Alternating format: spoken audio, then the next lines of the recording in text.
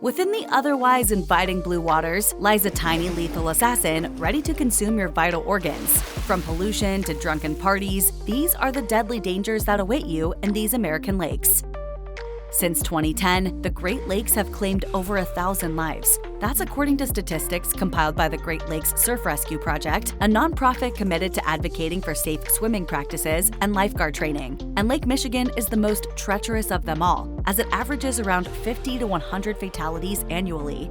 Lake Michigan spans 307 miles, making it both the third largest Great Lake and the third largest lake in the United States. Its unique layout gives it unobstructed shorelines from north to south, making it particularly susceptible to swift and lethal currents. The most well-known ones are probably rip currents, which quickly pull swimmers into deeper waters. But they're not the only kind to keep an eye on.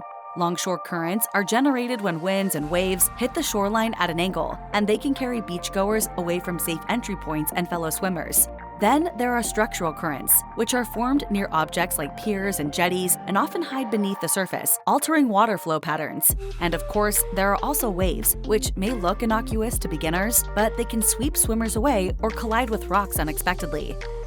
Lake Mead is a reservoir created by the Hoover Dam on the Colorado River that spans Nevada and Arizona. It holds the unfortunate distinction of having the highest fatality and drowning rates among all U.S. national park sites, as it reportedly witnesses as many as 12 drownings annually. In addition to the inherent risks of open water swimming, Lake Mead is characterized by fluctuating water levels and extreme drought conditions throughout the year. Those lower water levels can bring submerged structures closer to the surface. This poses dangers to unaware swimmers who might dive into unseen hazards, as well as boats that could collide with these structures, which can cause passengers to abruptly fall overboard. Many drowning victims never intend to enter the water, and it's easy to underestimate the distance to the shore. Furthermore, recreation at the lake is often paired with alcohol and a carefree attitude, which can be a hazardous mix. So it was no surprise when Lake Mead officials issued a safety warning in the summer of 2023 in response to a surge in unlawful behavior, such as boating under the influence.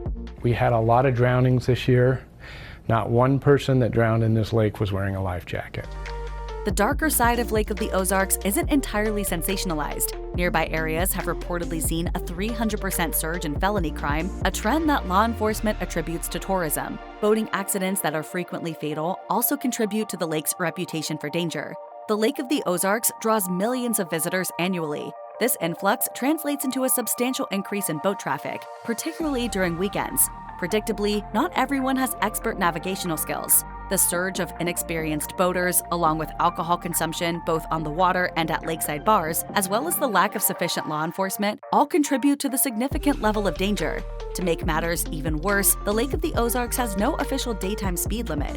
While law enforcement can cite boaters for reckless speed, safety largely depends on the discretion of individual drivers, and that's not exactly prudent for people who are drunk and trying to impress a boat full of friends. Speeding is so prevalent on the lake that it's become infamous for its drag racing culture. It's also home to the Shootout, which has been described as the largest unsanctioned boat race in the U.S. For decades, Onondaga Lake on the outskirts of Syracuse, New York, was among America's most polluted lakes. In the 19th century, industrial expansion and tourism led to mass pollution and runoff in the lake. Swimming was banned there in 1940, and so was fishing in 1970. Millions of marine life and waterfowl died from high mercury and nitrogen levels, raw sewage, and toxic algal blooms. After decades of cleanup, swimming and fishing were permitted again, and Onondaga officials have said that the lake is now the cleanest it's been in over 100 years. Nevertheless, many people are doubtful. That includes the Onondaga Nation, which is historically linked to the land around Onondaga County, and the Onondaga Reservation is located only about 10 miles south of the lake. In a 2023 interview for the News House, Onondaga Nation representatives argue that toxic chemicals persist in the lake sediment. Environmental attorney Al Malari said, "What we have is an industrial waste landfill on the bottom of a lake." In July 2023, Jamesville Beach was closed by the Onondaga County Health Department due to algal blooms. These blooms can release toxins that may lead to skin or eye irritation, diarrhea, and vomiting if ingested. Blue-green algae has caused a lot of problems for Jamesville Beach throughout the summer. Lake Okeechobee, the largest lake in Florida, is another unfortunate pollution case. The main culprit is pesticide and fertilizer runoff carrying nitrogen and phosphorus. As these nutrients infiltrate water, they foster an ideal setting for eutrophication, the process by which water becomes so enriched with nutrients that it stimulates algal blooms. These swirling patches of slimy blue-green algae can extend over half of Lake Okeechobee's total surface area. In addition to wreaking havoc on the local ecosystem, they can also cause serious health issues via oral exposure. According to a 2022 study published in the journal Toxins, exposed mice showed signs of liver inflammation and gut disorders. Algal blooms are common in Lake Okeechobee, leading to frequent advisories from the Florida Department of Health cautioning against swimming. And if poison muck isn't enough, you can add some dangerous wildlife to the mix. Based on data collected by the Florida Fish and Wildlife Conservation Commission, Lake Okeechobee has the highest population of alligators in Florida. Gators love shallow waters, and despite its size, the lake only has an average depth of 9 feet. And like a low-budget horror film that gets crazier with each sequel, bull sharks have also been spotted in Lake Okeechobee. Did you know that rattlesnakes can swim? One man discovered that firsthand in June 2023 while pontooning on Okemah Lake in Oklahoma. He was floating in the middle of the lake when a pygmy rattler decided to ruin his day with a nasty bite. Thankfully, he kept a cool head and immediately sought medical attention.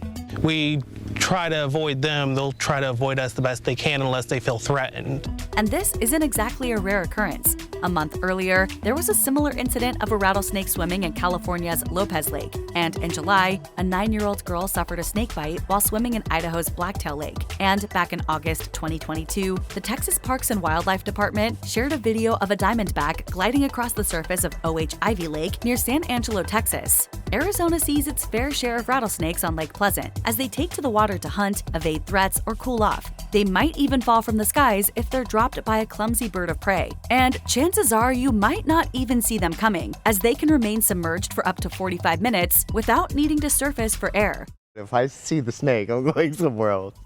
Dr. Seuss once wrote, "They will walk on their fins and get woefully weary in search of some water that isn't so smeary. I hear things are just as bad in Lake Erie." He was referring to algal blooms that plagued the southernmost of the Great Lakes due to eutrophication. After dead fish started washing up on the shores, the phrase "Lake Erie is dead" began spreading in the late 1960s. More than half a century later, Lake Erie still isn't doing so great. Annually between July and October, vast sections become enveloped in cyanobacteria, or blue-green algae. This disrupts the ecosystem and poses health risks such as skin irritations, nausea, and disorientation, and it also smells pretty bad. Moreover, once the algae decomposes, it sinks to the bottom of the lake and consumes oxygen in the water. The low oxygen levels created an area called a dead zone because any aquatic life that can't escape will die. We now know that the sources of algal blooms are man-made: industrial waste, sewage, lawn fertilizer, and agriculture pollution. Perhaps if Dr. Seuss had known that, he would have come up with a rhyme for human greed. In 1989, serene Horseshoe Lake, nestled under California's Mammoth Mountain, experienced a quake that opened magma channels, releasing carbon dioxide into the air. The gas is dense enough to collect in pockets and enclosures. This rendered the area unsafe and decimated 120 acres of trees around the lake and on Mammoth Mountain.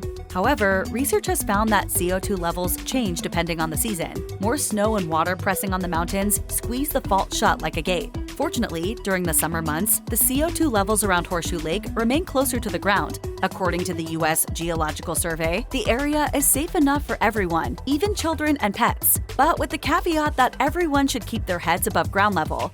As for winter, the CO2 levels build beneath the snow and escape in large bursts through tree wells, around large rocks, and around buildings. A few tragic incidents make it clear that the risks are very real. In 2006, the Washington Post reported that 3 ski patrol members died after falling into a snow cave and succumbing to poisonous gases. And 8 years earlier, a cross-country skier was found dead near the lake from carbon dioxide poisoning.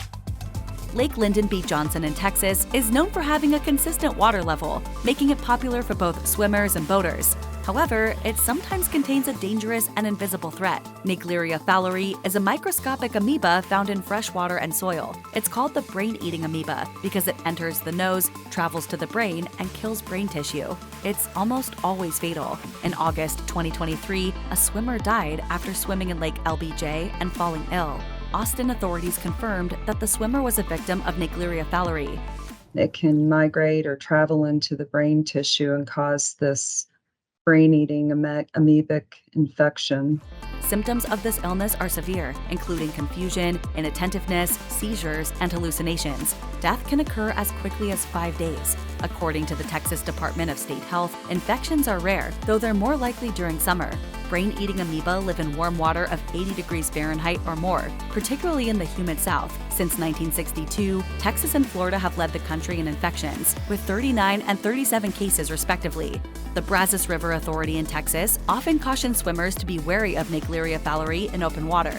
Authorities recommend that people use nose clips or refrain from submerging their heads, as well as staying out of and not disturbing ground underwater, as the amoeba can reside in the soil. To make matters even worse, Lake LBJ has also been experiencing toxic blue-green algae. During summer 2023, the Lower Colorado River Authority identified high toxicity levels in algae samples from 3 locations on the lake. In Arkansas, the Blue Hole is an old rock quarry that locals call a hidden gem. It's like an oasis on a sweltering summer day, and thanks to high pH levels and minerals, it can appear an inviting turquoise color. However, the image of carefree dives and weekend swims can conceal the inherent dangers. Most rock quarries are abandoned. There's no telling how deep or shallow or how cold the water is. You might dive into depths so deep and so freezing that you immediately panic and experience shock, or you might dive onto a slab of stone or the hood of a car. Rock quarries are also frequent illegal dumping grounds. According to Geology.com, 278 people died in mines and quarries across the U.S. between 2001 and 2017, and the leading cause of death was drowning. Moreover, it's illegal to enter, as the landowner where the Blue Hole is situated banned visitors from entering in 2019. Although they never explicitly stated why, locals believe it was due to excessive garbage. A diver searching the Blue Hole for lost items returned only with beer cans and gun shell casings.